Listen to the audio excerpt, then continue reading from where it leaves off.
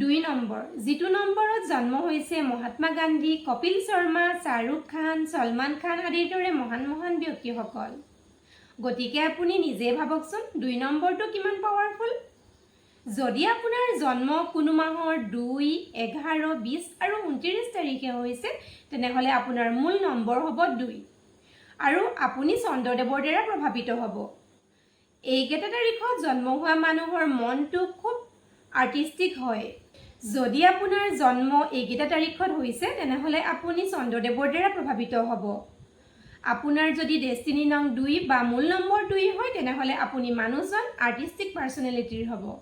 আপোনাৰ প্ৰতিটো কথাতে বা প্ৰতিটো কামতে এটা আৰ্ট থাকিব আৰু সমাজৰ মানুহৰ লগত আপোনাৰ এটা কানেকশ্যন থাকিব, মানে ভাল এটা বণ্ডিং থাকিব। আপুনি সুখ আৰু শান্তিত থাকি ভাল পাব। আপুনি এনেকুৱা ঠাইত কাম কৰি ভাল পাব য'ত নেকি সুখ আৰু শান্তি থাকে। টকা পইচাতকৈও আপুনি সুখ আৰু শান্তিটোকহে বেছি প্ৰাধান্য দিব। আপোনাৰ ফেন ফলোয়িং বহুত বেছি হ'ব। বিশেষকৈ মহিলাসকলে আপোনাৰ লগত বেছিকৈ কানেক্টেড থাকিব। উদাহৰণ হিচাপে যদি আমি চাওঁ শ্বাহৰুখ খান, সলমান খান আৰু কপিল শৰ্মাকে ধৰিব পাৰোঁ। আপুনি মানুহজন খুব ভ্ৰমণপ্ৰিয় হ'ব। বিশেষকৈ আপোনাৰ মনটো ঠাণ্ডা কৰি ৰাখি আপুনি ভাল পাব। মানুহৰ লগত হাই কাজিয়া কৰাটো বা মানুহৰ লগত বেয়া কৰাটো আপুনি নিবিচাৰিব। উদাহৰণস্বৰূপে লাল বাহাদুৰ শাস্ত্ৰী আৰু মহাত্মা গান্ধীৰ কথাকে ক'ব পাৰি। তেওঁলোকৰ জন্মদিনটো হৈছে 2 অক্টোবৰ। আপুনি এজন ভাল এডভাইজাৰো হ'ব আৰু আপোনাৰ ভাল হিলিং পাৱাৰ থাকিব, যাৰ দ্বাৰা আপুনি মানুহৰ প্ৰত্যেকটো সমস্যা সমাধান কৰিব পাৰিব। দুজন মানুহৰ লগত যদি কাজিয়া লাগি থাকে, আপুনি যদি তাত থাৰ্ড পাৰ্চন হিচাপে উপস্থিত থাকে, আপোনাৰ গাত এনেকুৱা কিছুমান গুণ থাকিব যি গুণৰ দ্বাৰা আপুনি তেওঁলোক দুজনৰ মাজত দোস্তি কৰাই দিবও পাৰিব।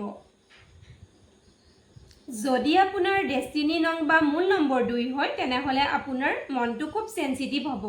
সৰু কথাতে আপোনাৰ মনটো খুব বেয়া লাগিব আৰু এইটো গুণৰ ফলত আপুনি বিভিন্ন সমস্যাত পৰিব পাৰে। যেতিয়া অমাৱস্যা আহিব বা পূৰ্ণিমা আহিব তেতিয়া আপোনাৰ মনটো হয়তো খুব বেছি বেয়া লাগিব। আপোনাৰ খং উঠিব পাৰে, আপুনি ডিপ্ৰেশ্যনত যাব পাৰে, কিয়নো আপুনি চন্দ্ৰদেৱৰ দ্বাৰা প্ৰভাৱিত হয়। 2, 11, 20 আৰু 29 তাৰিখে জন্ম হোৱা মানুহৰ কেৰিয়াৰৰ কথা যদি মই ক'বলৈ যাওঁ, আপুনি ৰেইকি বা হিলিং কেৰিয়াৰত যাব পাৰে, মেডিচিন বিভাগত যাব পাৰে, চিকিৎসা বিষয়ত যাব পাৰে, এজন ভাল ছিংগাৰ হ'ব পাৰে, এজন ভাল আৰ্টিষ্ট হ'ব পাৰে, এজন ভাল পলিটিচিয়ানো হ'ব পাৰে। আৰু আপোনাৰ কাৰণে এতিয়া লৈ আহিছোঁ এটা বিশেষ উপায়।